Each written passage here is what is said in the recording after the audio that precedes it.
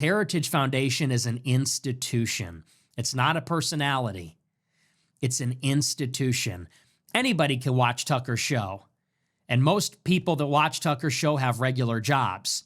But if an institution says, Tucker Carlson fans welcome, then that means that that institution becomes a safe harbor and a springboard for people that are sympathetic to me and Tucker. At this point, what's the difference? It's a distinction without a difference. People that are sympathetic to us will go and they will work there as interns, as employees, as communications people, whatever.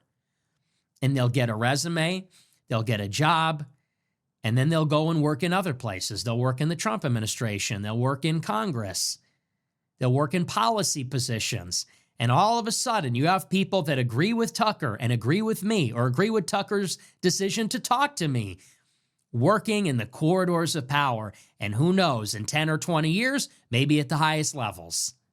What this signifies is that Heritage, the accreditation institution, the brain, the priestly class that promulgates the Republican dogma, if that institution says that Groyperism is up for debate, it's on the table, it's not canceled, we should talk about the ideas, and we should defend the people that defend the Groypers or talk to the Groypers. It signifies that, one, that place is a safe harbor, as I said before. So a Groyper could go to work at Heritage and maybe feel welcome and comfortable, and he won't be fired. And you might have a Groyper at Heritage who is going to be writing a policy paper about, who knows, foreign policy, education, immigration. They might be considered like an expert, and maybe they'll go on to be a legislative director for a senator. And they might be writing laws for the U.S. government. It's conceivable. If the president of Heritage says Tucker is in the Big Tent, then that means that Tucker and Nick Fuentes sympathizers are allowed to be employed at Heritage. And thus, they might be in the position to determine the dogma. They can write the doctrine. This is advanced. This is the next stage. Congratulations, guys.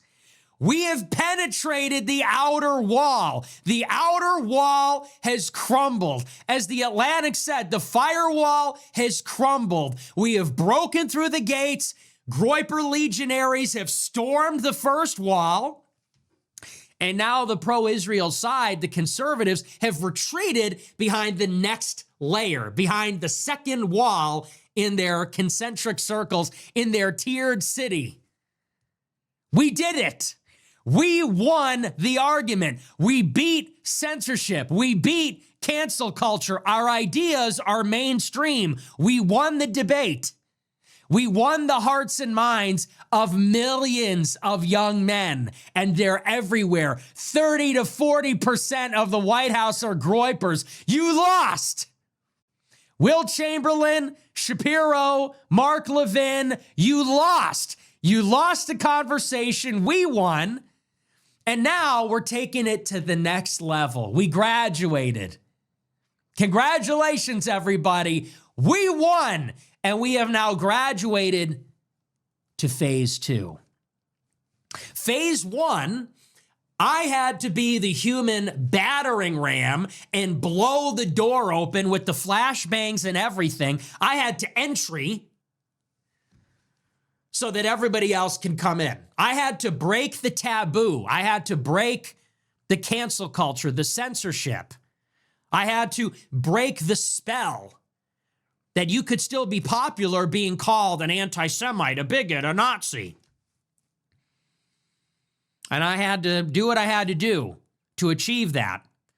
We had to make the arguments, persuade everybody. We did that. We accomplished that. Now what? I'll tell you now what. What happens next? Now that we're inside the building, now we got to lock this shit down.